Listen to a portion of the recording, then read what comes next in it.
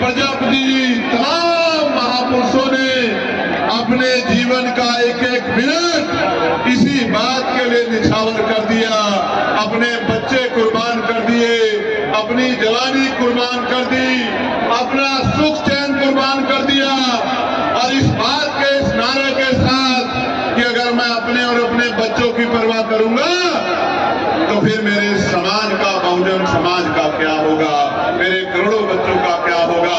संत गाडगे जी महाराज, नारायण गुरु, तमाम हमारे महापुरुषों ने अपना पूरा जीवन लगा दिया कि इस हक वंचित समाज को मान सम्मान का जीवन मिल जाए। और साथियों, लोकतंत्र मांगने से नहीं मिला, इसके लिए डिबेट हुई है, और डिबेट में बाबा साहब अम्बेडकर ने आपका नेता बनकर डिबेट में चुनौतियों को स्वीकार करके इस देश में लोकतांत्रिक व्यवस्था कराने का काम किया है। इस देश के प्रत्येक नागरिक को गौर से सुनना, ये बातें आपको टीवी में नहीं मिलेगी, गौर से सुनना, ये बातें आपको अखबारों में नहीं मिलेगी, क्योंकि टीवी और अखबार तो आजकल वो काम कर रहे हैं जो सरकार कह रही है। असली टीवी अखबार तो ये गरीब खाटी पत्रकारिता करने वाले बहुजन मीडिया के लोग जो कहता हूं उसी बात को दिखाते हैं, वरना बहुत जगह तो मैं कहता कुछ हूं और दिखाते कुछ और। प्यारे साथियों, गौर से सुनो, बड़े बुजुर्ग बड़ी संख्या में यहाँ बैठे हैं, आज वो अपना आशीर्वाद देने मुझे देखने और सुनने आए हैं। मैं उनको बताना चाहता हूँ, इस देश में 1919 से पहले कोई भी SC ST OBC का आदमी वोटिंग राइट नहीं रखता था। और आपको जान के अचरज होगा, सिर्फ SC ST OBC का नहीं, इस देश में किसी भी जाति धर्म की महिलाएं वोट का अधिकार नहीं रखती थी। फिर इस देश में सवाल खड़े हुए, मॉन्टेगो चैनफोर्ड सुधार समिति बनी, सुधार समिति के सामने कई विषय रखे गए कि नए वोटर को शामिल किया जाए। नए वोटर कौन? वो जो लगान देते हैं, वो जो बहुत पढ़े लिखे हैं, वो जो बहुत पैसे वाले हैं, वो जो बहुत बड़े उद्योगपति हैं, वो जो राजा महाराजाओं के परिवार से आते हैं। और कुल मिला के 1919 से पहले 3% लोग वोट करते थे। कितने परसेंट लोग? जोर से बताओ, आवाज जानी चाहिए कन्नौज तक, नहीं लखनऊ तक नहीं जा रही है, जोर से बताओ पहले कितने परसेंट लोग? 3% लोग। फिर जब ये मॉन्टेगो चैनफोर्ड सुधार समिति ने नए प्रयोग किए तो 15% लोगों को वोट का अधिकार मिला। और मैं बहुत जिम्मेदार से कह रहा हूं, जिन महिलाओं को नहीं पता कि बाबा साहब ने क्या दिया है, मैं उन महिलाओं को, अपनी बहनों को, तमाम जाति धर्मों की बहनों को कहना चाहता हूं कि अगर बाबा साहब अम्बेडकर ना होते तो इस देश में प्रधान से लेकर प्रधानमंत्री, राष्ट्रपति, महिला कभी नहीं बन पाती। मैं चैलेंज करके, ऐलान करके कहता हूं, और डिबेट करो जिसको जानकारी नहीं। तो बाबा साहब अम्बेडकर ने क्या किया? बाबा साहब अम्बेडकर ने यह किया कि 1928 में उन्होंने बहिष्कार धिक्कारणी सभा के जरिए एक ज्ञापन दिया। ऐसा ज्ञापन जैसा ज्ञापन आप जिलाधिकारी को देते हो, मुख्यमंत्री को देते हो, राज्यपाल को देते हो, राष्ट्रपति जी को देते हो, ऐसा ज्ञापन दिया।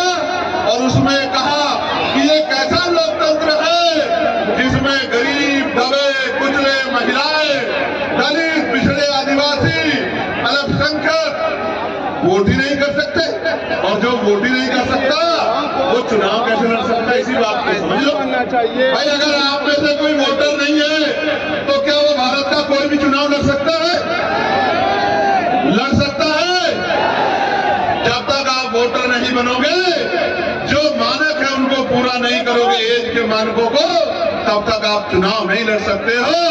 इसलिए बाबा साहब अम्बेडकर ने फिर गोलमेज कॉन्फ्रेंस से पहले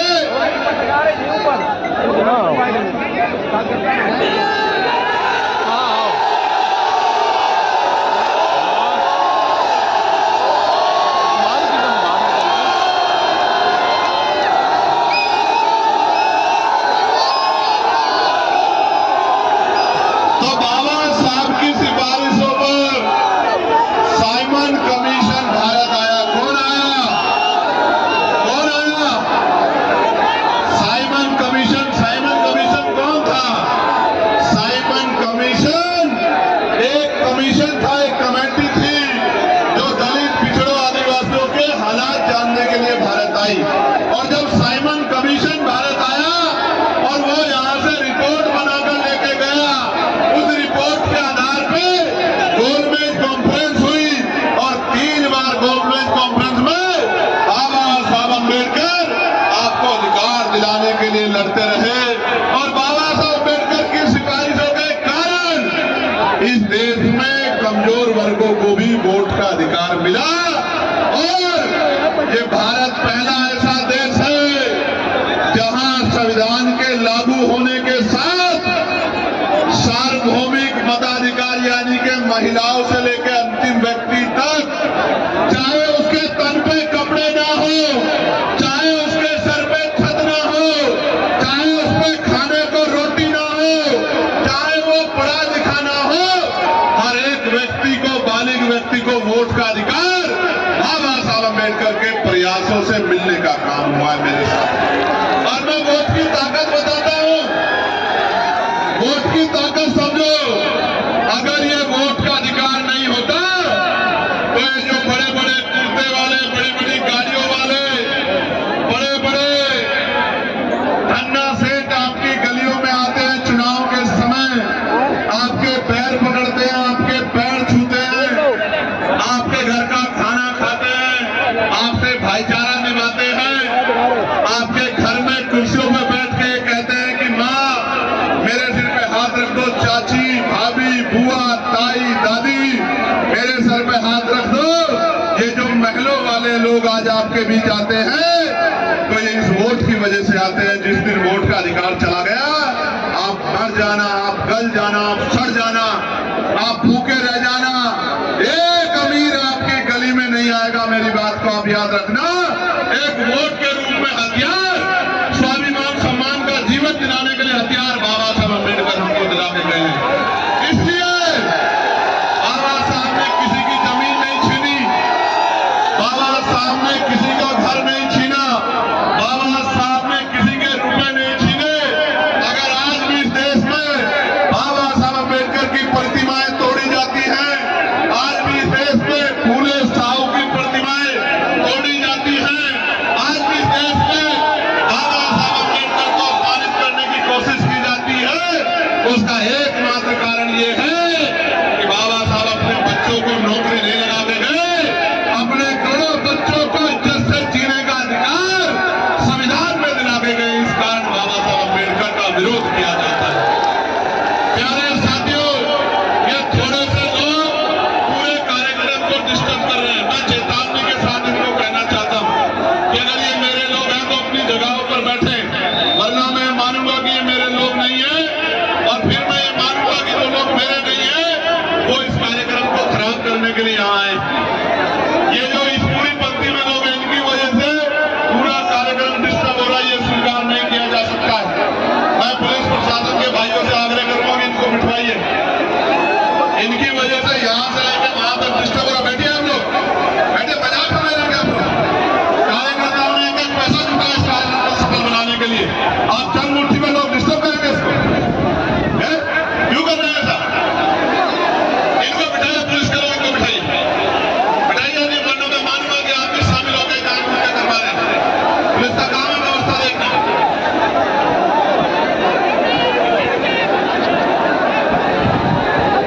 बिठवाइए, तभी बात शुरू होगी। ये चंद लड़के खड़े होकर डिस्टर्ब कर रहे हैं पूरे कार्यक्रम को, ये ठीक है?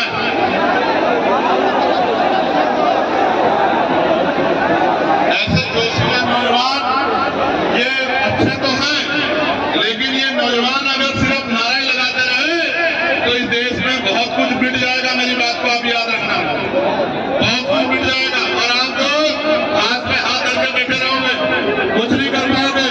भीड़ कभी राज नहीं करती है, भेड़ कभी राज नहीं करती है। राज योद्धा करते हैं, योद्धा बनना पड़ेगा, ज्ञान हासिल करना पड़ेगा और अपने अंदर अनुशासन पैदा करना पड़ेगा। जब तक अनुशासन पैदा नहीं होगा कोई लड़ाई नहीं जीत पाओगे। लड़ाई तो बहुत दूर की बात है, अपनी शिक्षा भी प्राप्त नहीं कर पाओगे। ऐसे आए हो और ऐसे ही चले जाओगे, कुछ नहीं कर पाओगे, समाज की मदद नहीं कर पाओगे, प्रदेश देश की मदद नहीं कर पाओगे। इसको बिठा, नीली टी शर्ट वालों को पकड़ कर बिठा, ऐसे नहीं बैठना है।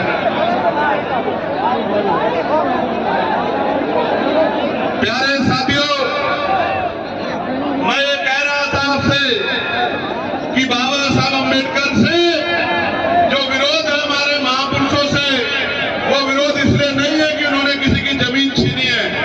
उन्होंने आपको स्वाभिमान सम्मान का जीवन दिलाने का प्रयास किया है, इसलिए कुछ लोग इस देश में उनका विरोध करते हैं। और कुछ लोग इसी वजह से कि आप उनको मानते हैं, कुछ लोग इसी वजह से, मात्र इसी वजह से उनका सम्मान करने का दिखावा भी करते हैं। उनका सम्मान वही करता है जो उनके विचारों पे चलता है, जो उनके विचारों के खिलाफ चलता है, ना वो उनका सम्मान करता है, ना वो आपका अपना है।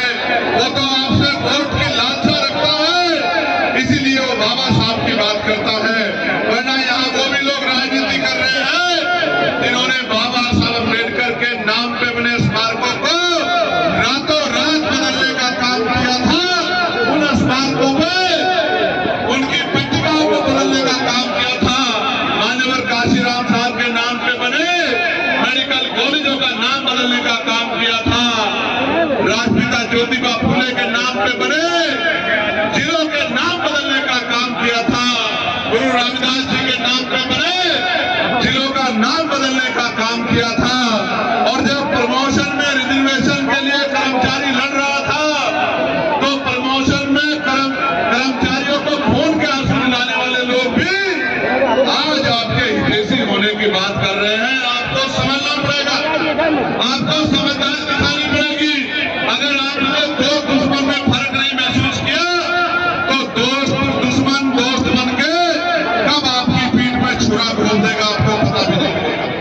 एक तरफ हम लोग हैं जो कप्तान के परिवार को नहीं जानते, जो सोनू कश्यप के परिवार को नहीं जानते, जो कौशाम्बी की अपनी पाल बहन के परिवार को नहीं जानते, विशंबर प्रजापति के परिवार को नहीं जानते, आकाश पूरे के परिवार को नहीं जानते, पहलवान बेटियों के कभी घर नहीं गए, लेकिन जब उनके ऊपर अन्याय की कोई भी लाठी पड़ती है, उनके ऊपर जुल्म होता है, तो जान की बाजी लगा के उनके लिए लड़ने के लिए जाते हैं। एक तरफ वो लोग हैं और एक तरफ वो लोग हैं जो चुनावी फायदे के लिए तमाम तरह के नारे पकड़ने का काम करते हैं। आपको सावधान होना पड़ेगा, क्योंकि ये वो लोग हैं जिनको राजकाज करने का जब मौका मिला, तो आपके बच्चों को जो अधिकार मिल रहे थे, सरकारी ठेकेदारी में जो आरक्षण मिल रहा था, उन आरक्षण को खत्म करने का काम इन्हीं सरकारों ने किया। और तो और मानवर काशीराम साहब के नाम पे जो अवकाश रखा गया था, उस अवकाश को भी खत्म करने का काम, जो जाति के आधार पे तो बहुजन समाज के लोग हैं, लेकिन विचारधारा के आधार पे मनुवाद को मानने वाले लोग हैं, उन्हीं लोगों से हमें अब सावधान भी रहना है। प्यारे साथियों, आपके सामने है किस तरह लोकतंत्र की हत्या की जा रही है। आज मैंने लोकसभा क्षेत्र लखीना में एक विधानसभा प्रक्रिया सुरक्षित नाटौर विधानसभा के नाटौर विधानसभा में 30,000 फार्म, मेरी बात को मीडिया के लोग गौर से सुनना, 30,000 फार्म आपत्तियां दर्ज कराकर तहसीलदार के कार्यालय में रात चुपचाप भेजी गई। और मैं आपको जानकारी के लिए बताना चाहता हूं, तहसीलदार से जब पूछा गया तो तहसीलदार महोदय बोले कल तक तो नहीं थी, रातों रात में कहां से आ गई। एक ही नाम से 100 आपत्तियां, एक बूथ में 100 वोट काटने की तैयारी, यही ऐसे SIR है जिसके खिलाफ हम लोग आंदोलन कर रहे थे कि SIR का नाम पे कमजोर वर्गों के वोट काटने का काम ये मनुवादी सरकार भारतीय जनता पार्टी की करेगी। और इस सरकार को, अगर ये हमारे वोटों को छीनने का काम करेगी, सरकार को सबक सिखाने का काम करेगी। प्यारे साथियों, आप महसूस करो, मैंने आपको बताया कि वोट के अधिकार से आपको क्या मिला है, लेकिन आप यह भी महसूस करो कि आपके वोट को चुपचाप कैसे काटा जा रहा है। जिस व्यक्ति के नाम से आपत्ति दर्ज की गई, आपको जानकर अचरज होगा कि जब उस व्यक्ति को बुलाया गया तो उसने कहा कि भाई मैंने तो कोई आपत्ति नहीं दर्ज कराई, मैंने तो कोई फार्म ही नहीं साइन भी नकली है, मेरी पासबुक से मिलवा लो, मेरे और डॉक्यूमेंट से मिलवा लो, मेरे आधार कार्ड से मिलवा लो, मेरे साइन ही नहीं है। इसका मतलब ऐसा यार की आड़ में भारतीय जनता पार्टी की सरकार अपने वोट विरोधी वोटों को, जिनमें दलित, पिछड़े, मुसलमान, आदिवासी वोटर है, ईसाई भाई है, उनके वोटों को काटने का काम कर रही है। मैं जलद करके कहना चाहता हूं मुख्यमंत्री जी, प्रधानमंत्री से, वो दिन चले गए कि कमजोर लोगों के लोगों पर जुल्म होता था, उनके अधिकार छीनते थे, वो चुपचाप देखते थे। अगर ये अन्यायपूर्ण प्रक्रिया रोकी नहीं गई तो दिल्ली का चक्का जाम कर देंगे हम लोग। मेरी बात गलतफहमी में मत लेना, गलतफहमी में मत लेना। सरकार के लोगों कभी गलतफहमी में हो, गलतफहमी दूर कर लो। ये वोट मांगने से नहीं मिली, बाबा साहब अम्बेडकर के 4-4 बच्चों को कुर्बानी से मिली है। एक भी वोट कटने नहीं देंगे, मेरी बात को याद रखना। और जो अधिकारी सम्मिलित होगा, राजकाज बदलेगा, और बिना राजकाज बदले भी जो अधिकारी सम्मिलित होगा, उसके दफ्तर के बाहर ऐसे धरना देने का काम करेंगे, उसको बताने का काम करेंगे कि आपको संविधान का उल्लंघन नहीं करना चाहिए। प्यारे साथियों, वोट आपका संवैधानिक अधिकार है, ये आपसे कोई नहीं छीन सकता है। इसलिए कह रहा हूं नौजवानों को, जो नौजवान बहुत नारे लगाते हैं, उनको जाके अपने वोट की रक्षा करनी है, मां बहनों के वोट की रक्षा करनी है, अपने अड़ोसी पड़ोसी की वोट की रक्षा करनी है, अपने क्षेत्र की वोट की रक्षा करनी है। अगर वोट की रक्षा नहीं करोगे तो चुनाव वाले दिन, जिस दिन वोट पड़ेंगे, वोट डालने जाओगे और आप पे वोट ही नहीं होगा, तो कैसे चंद्रशेखर को, आजाद समाज पार्टी को, कैसे भीम आर्मी को, कैसे गरीबों, मजदूरों, दलितों, पिछड़ों, मुसलमानों, आदिवासियों को कैसे ताकत दोगे? कैसे अपनी गरीबी, बेबसी, लाचारी, बीमारी और तमाम तरह के जो टैक्सेज आपके ऊपर थोपे गए, इनको कैसे खत्म करोगे? कैसे अपने बच्चों की रक्षा करोगे? कैसे अपने बच्चों की रक्षा करोगे? कैसे अपनी जमीनों की रक्षा करोगे? कैसे अपने अधिकारों की रक्षा करोगे? क्योंकि 5 साल में एक ही बार मौका मिलता है, जब अपने ऊपर हुए जुल्मों का हिसाब करने के लिए आपको बटन दबाना होता है। अगर बटन दबाओगे कोई और, तो वही मिलेगा जो मिलता आया है। और बटन दबाओगे आजाद समाज पार्टी का, तो क्या मिलेगा पता है? नहीं पता है? मैं बताता हूं क्या मिलेगा। 2000 रुपए नहीं मिलेंगे, 5 किलो राशन नहीं मिलेगा, मैं गारंटी से कह रहा हूं। सुनो एक बार, 5 किलो राशन नहीं मिलेगा, 2000 रुपए नहीं मिलेंगे, लेकिन आपके बच्चों को सरकारी स्कूलों में वो एजुकेशन मिलेगी जो प्राइवेट स्कूल 20,000 रुपए महीने की फीस लेकर भी नहीं दे पाएगा। और ये प्राइमरी स्कूलों से शुरू होगा। बुनियाद मजबूत करेंगे, ऐसी शिक्षा व्यवस्था लागू करेंगे कि बड़े बड़े धन्ना सेठ भी सरकारी स्कूलों में अपने बच्चों का एडमिशन कराते फिरेंगे। मेरी बात को आप याद रखें। प्यारे साथियों, एजुकेशन सिस्टम अच्छा करेंगे और इतना मजबूत बनाएंगे आपकी आने वाली नस्लों को, और जो आज आपकी नस्लें हैं कि वो 2000 रुपए नहीं मांगेगी, वो 50,000 रुपए का रोजगार करके आपके आंसू पूछने का काम करेगी, आपके गरीबों को ठगने का काम करेगी, आपके सपने पूरा करने का काम करेगी। प्यारे साथियों, क्या बदलेगा बटन दबाने से? बटन दबाने से बदलेगा कि आपको अच्छा इलाज मिलेगा बिना बहुत पैसा चुकाए। मैंने अपने पिताजी को खो दिया था पैसे की कमी के कारण, दर्द लेके घूम रहा हूं। आप और मैं एक है, एक जैसे परिवारों से आते हैं।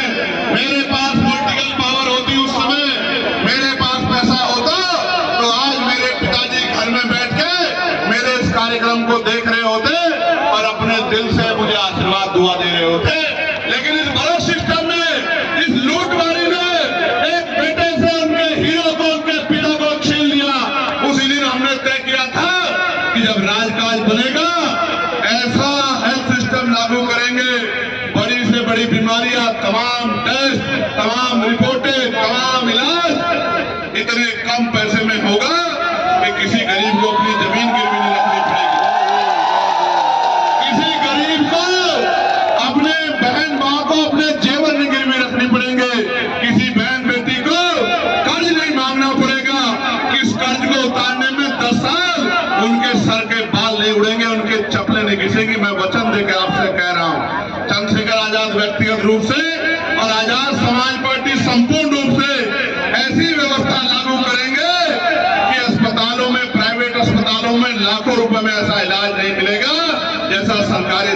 में करके देंगे, मेरी बात को आप याद रखना। प्यारे साथियों, क्या मिलेगा? प्यारे साथियों, बटन दबाने से मिलेगा। अभी गुजरात में 2 दिन पहले दलित समाज का दूल्हा बारात निकाल रहा था, घोड़ी पे तलवारों से हमला करके मारा पीटा। यहां उत्तराखंड में दीपक नाम का हमारा साथी, मेरी परसों से बात हुई, वो गुंडागर्दी को रोकने के लिए आगे आया तो पुलिस ने दबाव बना के झूठा मुकदमा उसी के खिलाफ करा दिया। गरीबों को जो जमीनें मिली थी उन जमीनों पे भूमाफियाओं ने कब्जा कर लिया। कब सांड में आपकी बच्ची को दरिंदे उठा ले गए, उसकी बहादुर शेरनी मां ने रोकने का काम किया तो फरसे से उसको काट कर मार दिया। सोनू कश्यप मेरे भाई को, सोनू कश्यप को जिंदा जला दिया, चंद पैसों के लिए जिंदा जला दिया। और जब मैं मिलने गया पुलिस की बाड़ लगा के मुझे रोकने का काम किया।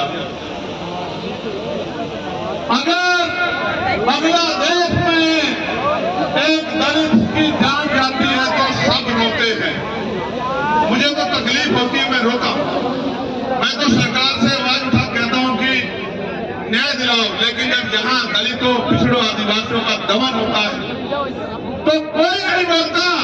एनसीआरबी का डाटा कहता है कि लाखों महिलाओं से रेप हत्या होती है। किसकी माएं हैं वो, किसकी बहनें हैं वो, किसकी बच्चियां हैं वो?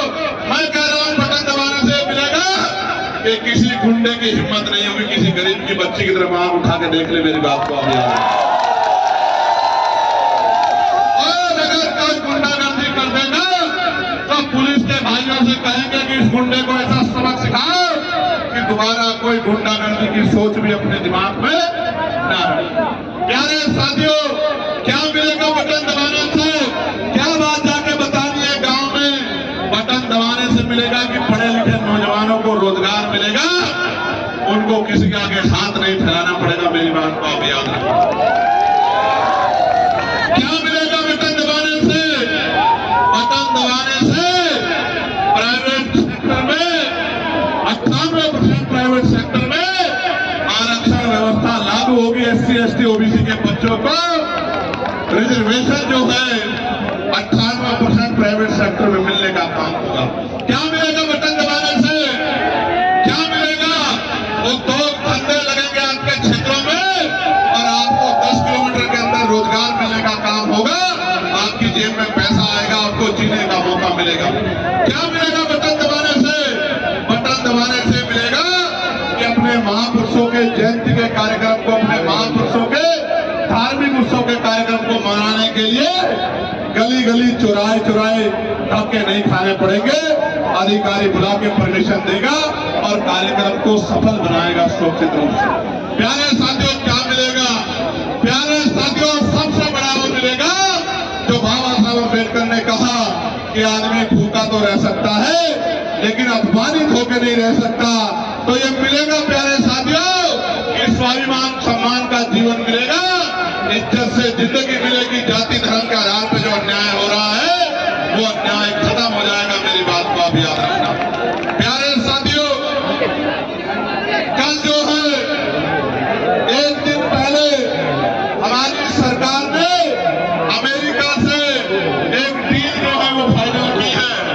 और डील से क्या होगा, मिनिमम शब्दों में बता रहा हूं। डील में तय हुआ है कि 18% जो है काम साफ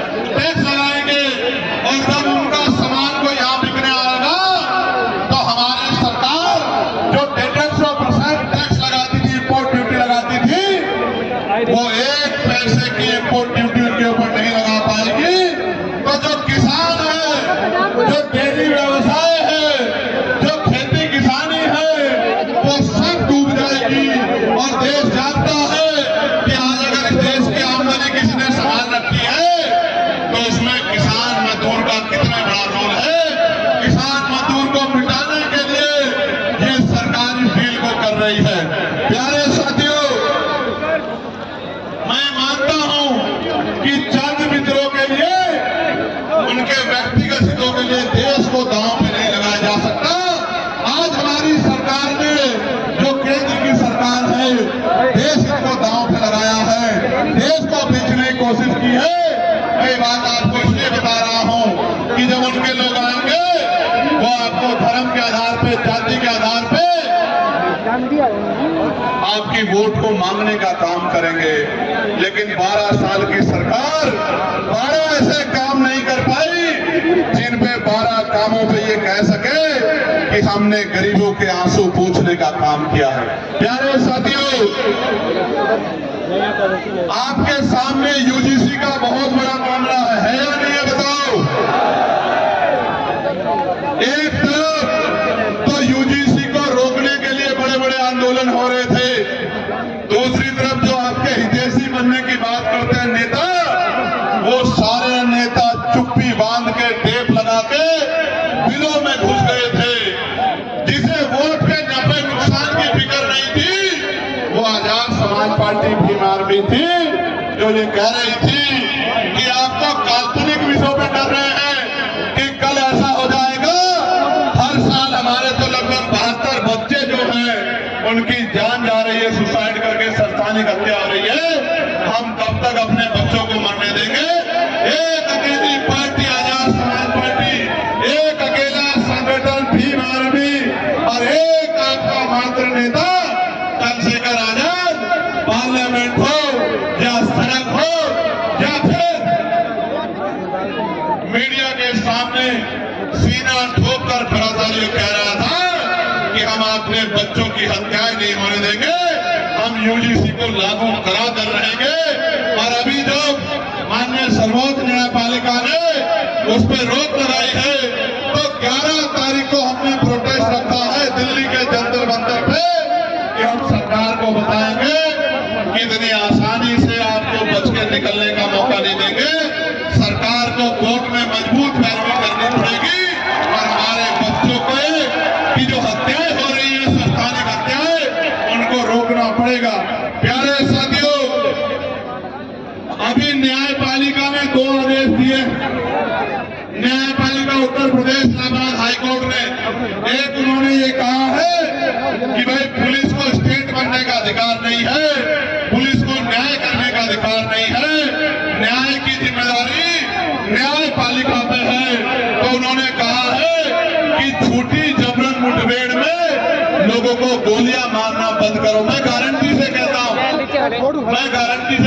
पुलिस कभी ये गलत काम नहीं करती, सरकार दबाव बना के उनसे गलत काम कराती है। लेकिन मैं पुलिस के भाइयों को कहना चाहता हूं, कल जब कोर्ट डंडा चलाएगा तो आपके ऊपर मुकदमे दर्ज होंगे, आपको जेल जाना पड़ेगा, आपसे रिकवरी होगी। इस तानाशाही सरकार को खुश करने के लिए संविधान को और अपने मूल्यों को कमजोर करने का काम मत करो मेरे भाइयों बहनों। आपके कंधे पे जिम्मेदारी है, आपके माथे पे अशोक है। इस अशोक की चिन्ह को देख के गरीब किसान चाहे लाखों उम्रों के बीच में हो, ये महसूस करता है कि मेरा रक्षक आ गया है, मेरी रक्षा करने वाला आ गया है। आपके ऊपर सवाल खड़े होते बड़ी तकलीफ होती है, इसलिए मैं आपसे आग्रह कर रहा हूं कि कल कार्रवाई आपके खिलाफ होगी, इसलिए ध्यान रख के काम करो। ये सत्ता तो चली जाएगी, ये सत्ता ज्यादा देर की है भी नहीं उत्तर प्रदेश में। ये जन सैलाब बता रहा है कि ये सत्ता तो जाने वाली है, इनका घमंड तो टूटने वाला है। प्यारे साथियों, एक और ऑर्डर आया कि बुलडोजर की कार्रवाई ठीक नहीं है, बुलडोजर से बिना न्याय सुनिश्चित हुए आप किसी के घरों को नहीं ढा सकते हो। दोनों ऑर्डर का हम लोग सम्मान करते हैं, दोनों ऑर्डर का हम लोग सम्मान करते हैं। और सुप्रीम कोर्ट ने जो यूजीसी पे रोक लगाई, हमने तो न्यायपालिका का उसमें भी सम्मान किया। लेकिन जब हमें अपने बच्चों की जीवन रक्षा के बारे में चुनना होगा तो हम वो लोग नहीं हैं जो हाथ पे हाथ धर के बैठ जाएंगे। हमारा संविधान हमें आंदोलन का अधिकार देता है, हम आंदोलन करके अपने बच्चों की संस्थानिक हत्या रोकने का काम करेंगे। प्यारे साथियों, ये कन्नौज है,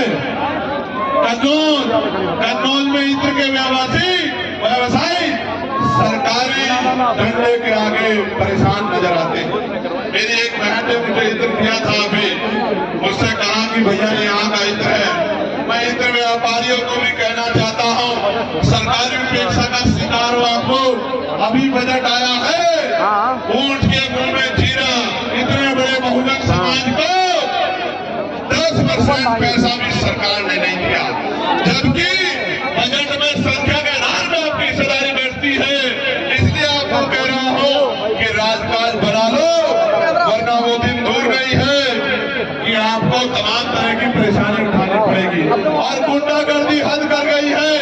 मध्य प्रदेश के शिवपुर में कुछ लोग यूजीसी का आंदोलन कर रहे थे, इसको रोकने के लिए वो लोग कुशवाहा समाज को, उनकी दुकानों को जबरन बंद करवाते हैं, मारपीट करते हैं। आप आंदोलन की आड़ में अराजकता नहीं कर सकते हैं। अराजकता करोगे तो पुलिस आप पे कार्रवाई करेगी। ये बात मैं उनको जो अराजकता करना चाहते हैं उनको बताना चाहता हूं।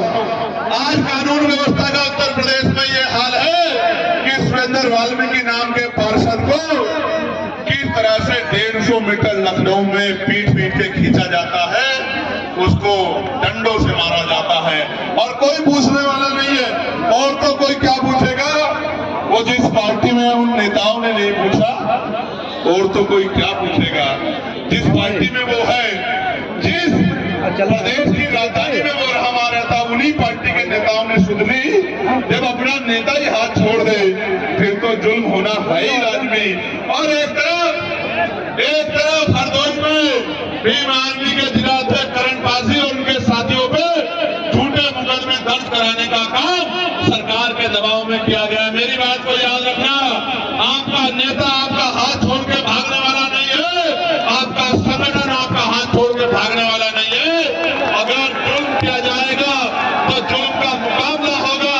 हरदोई में ऐसा आंदोलन होगा कि हरदोई का चक्का जाम हो जाएगा। मेरी बात को आप याद रखें।